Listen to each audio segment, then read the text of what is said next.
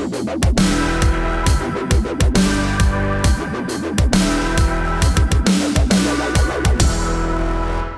slaughter at the school in Parkland, Florida is still fresh in our minds. And now the story is young students from that school, survivors of that shooting, who are putting together an effort to change the law with regard to what happened there so that something like that can never happen again. What's wrong with that? We'll talk about it. I'm Scott Ott with Bill Whittle and Stephen Green, and this Right Angle was brought to you by the members of BillWhittle.com. Man, I don't want to talk about this shooting because, frankly, I can't bear to think about it. I can't imagine the grief of the people who have lost loved ones or the people who are still suffering. I do want to talk about a phenomenon that struck me as I saw immediately both sides of the gun debate begin to rise up and again regurgitate their arguments for why they're correct. Something struck me as I saw these passionate young people gathering in the living room of somebody's parents and organizing a Twitter campaign, being interviewed repeatedly on the national news media, and calling for a change to our national laws. And what struck me was this is perhaps a worse tragedy, because what we've told these young people is this is what you do when something happens in your own backyard. What you do is organize a campaign to get something to happen far, far away. I don't know if you can get what I'm saying here, Steve, but I know that nobody can hear the arguments anymore. And I know that these kids are sincere and they want to change something. But what struck me, Steve, is that they're not trying to change something at the school. They're not trying to change something in Parkland. They're not trying to change something about a situation in which many people already knew that this kid was a very troubled kid. His neighbors, his schoolmates, and a lot of other people knew that there was a problem here. None of that is the target of change. They want to change something at the national level. And Steve Green, is there a way to engage these young people constructively without just becoming part of this ridiculous battle that happens every time we have a shooting? I don't have an easy answer or a yes and no answer to that. But let me tell you a couple of things that may involve some wisdom, not my own, of course. When I was a freshman at University of Missouri, I had a great TA, David Cantwell. It was English 20 GH Honors Exposition and Composition. And on the first day of class, he gave us one instruction. He said, I don't want you writing about abortion, gun control, or school prayer, because everything that can possibly be said about those three issues has already been said. And this was the fall of 1987. And so we know that in the intervening 31 years, nothing new has been said on any of these issues. He said, write about pizza, write about beer, write about what interests you, but make it fresh. Don't write about anything stale. And so the first thing I wrote was about Lego. I wanted to write about my favorite toys, so I did.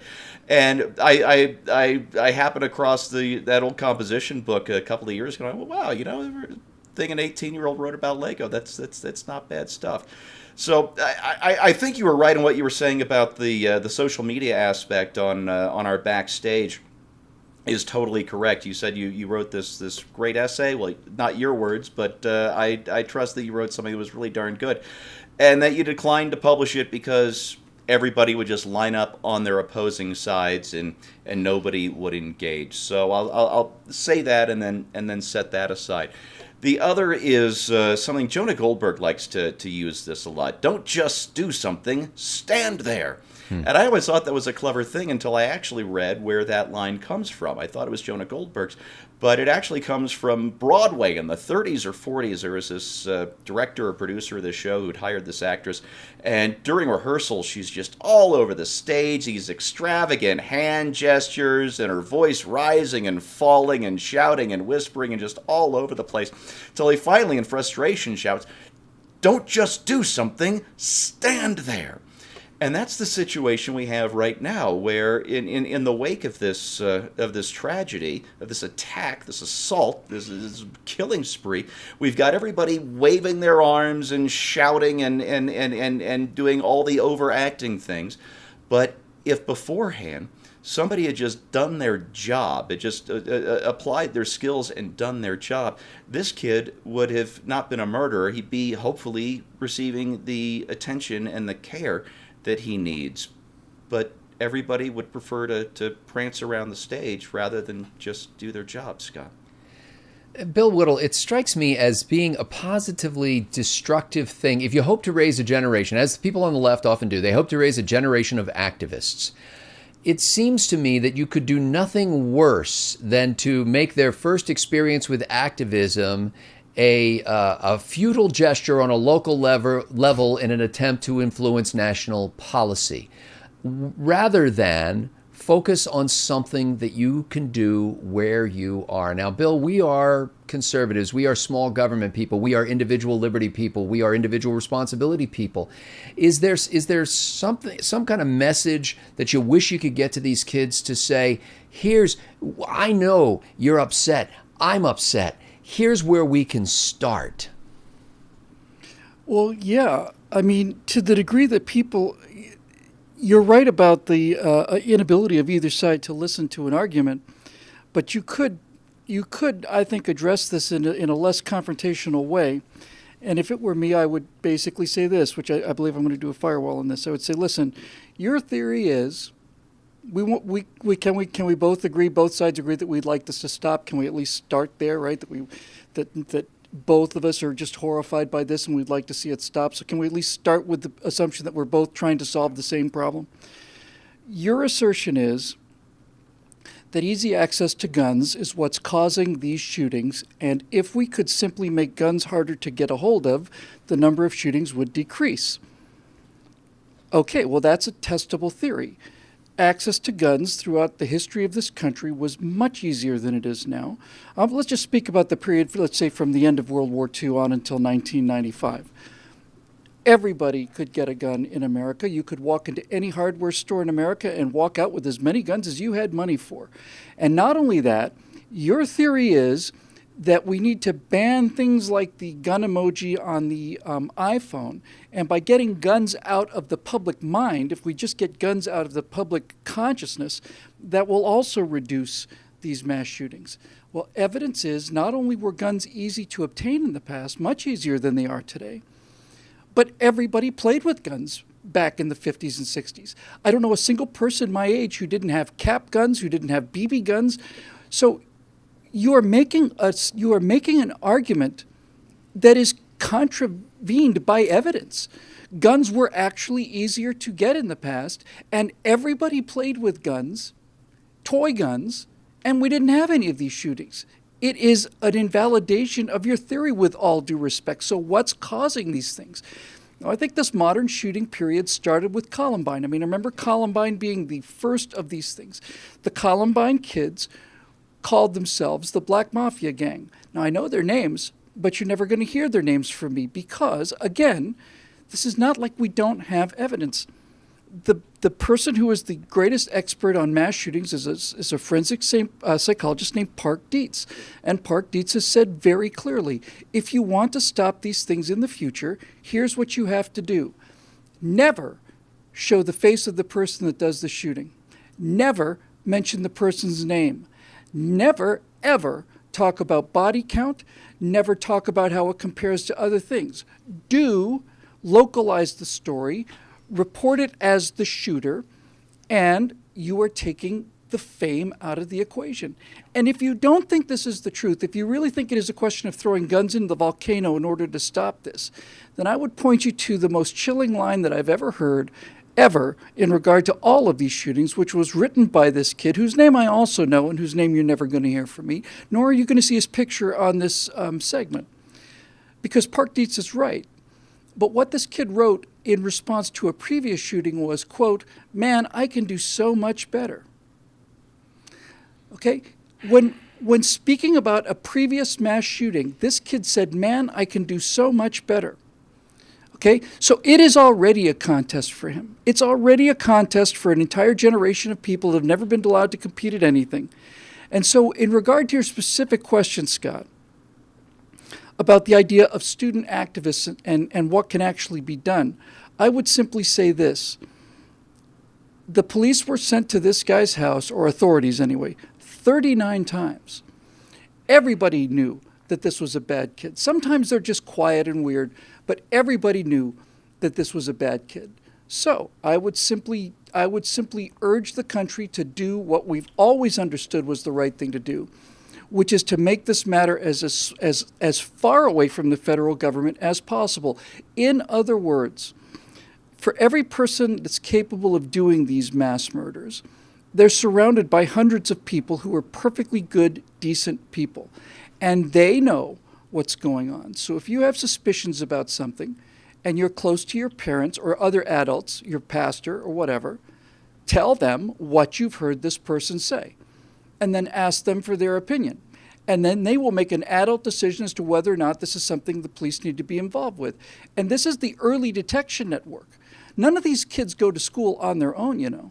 All of them are surrounded by other kids who knew that they were nuts. The essence of the problem is this. In Columbine, these two murderers were called the Black Trenchcoat Gang because they were obsessed with the Matrix. The internet really hadn't completely fully come around yet. But they were obsessed by the Matrix. And they were building bombs in addition to all the guns that they'd hoarded. And after the shooting was over, the parents of these two murderers said, we had no idea that this was going on. Where were the parents? Okay, so if you are parents, and let's just take it at face value, because the alternative is that they didn't know they were going to do a shooting, but they knew they had problem kids. Maybe they said that in order to get some of the psychological weight off of their shoulders. But if you're telling me that your child is so disturbed that he's capable of going out and murdering people in cold blood, and you had no idea that this was a possibility, then somebody else needs to step up and do the responsibility that those parents have so clearly abdicated. And the final thing I'll say about this is another one of these lines, like, man, I could do so much better, is related to the San Bernardino shooting, where people knew that this person was nuts. In fact, people saw him going into his house, going into his garage, and a number of people said, I wanted to call the cops, but I didn't want to be accused of being a racist. Yeah. Okay? So the responsibility is not with the federal government. It's not with ATF. All of the laws that they want, you shouldn't let felons or crazy people have guns. Guess what? Those laws are already on the books. And you want a simple solution. And your simple solution is to pass a law eliminating AK-47s as if that's going to solve anything. It's not. The societal thread is falling apart. These people would have been picked up in church. They would have been noticed in church, or by families, or by relatives, or by brothers or sisters, or by actual real friends who rode around with them on neighborhoods and bicycles and spent hours and hours and hours of real time with those people. They would have been caught a long time ago. When I say caught, I don't mean necessarily put in jail. I mean they would have been treated. Something would have happened prior to this. So that's what I would argue for this whole thing. But whether you think the theory of guns or not is true, understand that the FBI can't be every place, and you don't want to live in a world where they are. So you, students, are the responsible ones. You know who's borderline. You know who's making those threats. Nobody just suddenly goes to school and snaps and murders, 30 people. It just doesn't happen. So, yes, you're absolutely right. Instead of calling for gun law changes, why don't you set up some kind of network where students can report people who they think are suspicious, and then without violating anybody's civil rights, we can look into the microscopically small percentage of the people who are actually capable of these kind of things. If I were a thief and I had robbed some people's houses, I would love nothing better than for the local community to organize a series of protests to call for a national law to make it more difficult for thieves to get away with thievery. The last thing in the world I'd want them to do, though, is to lock their doors. I wouldn't want them to put their money in safes. I wouldn't want them to protect themselves. I'd want them to have theoretical discussions and legislative discussions about things that could be done at some distance in time and place in order for me to continue my activity. There's nothing better for these kinds of shooters who go around and do these things than for us to be caught up in a national debate over something that will not affect anything. As Bill has already pointed out, in every one of these shooting situations that we've heard in the last decade, every situation we can look at it and say, well, yeah, existing laws were in place that should have stopped that, but did not. The worst thing that we can teach our kids is to tell them that the answer to your life's problems is out there somewhere. It's far away. It's in somebody else's hands. It is tied up in a series of musty books. And if we can just add a few more codicils and paragraphs to those musty books, then somehow we're going to be safe. The best thing we can do is teach them to organize locally, to protect themselves. If you really thought that there were people out there with guns who were coming to shoot your children, would you go to a protest? Would you write letters to your congressman? No, you'd protect your kids. You'd set up protective cordons at your schools. It's absurd how easy it is to walk into a school in this country. All these high schools that have 2,000 or 3,000 students, they're like small towns. They're like stadium events. It's much harder to get into a football game with a pint of rum than it is to get into the average school with an AR-15. You are responsible for your family's safety. You are responsible for your own safety. You are responsible in your community for your school. The protest should not be against Washington, D.C. It should be at the local school board meeting. It should be in the local schools saying, how can we organize right now to make sure that this never happens again here? Now, maybe someday they'll change the laws nationally in a way that we think will be salutary, but probably not. And even if they do change the laws, that's not going to protect us. Ultimately, when the bullet hits you, you're dead, whether you were a protester or somebody who ignored the protests. You need to be willing to stand up in your own community, to guard your own life, to protect your own children, and to organize at the local level. You want to be a revolutionary? You want to be a rebel? You want to make a difference in this world? Forget what the celebrities and the politicians are telling you and get organized in your neighborhood to protect your people. For Bill Whittle and Stephen Green, I'm Scott Ott. Thanks for the members at BillWhittle.com for making Right Angle possible.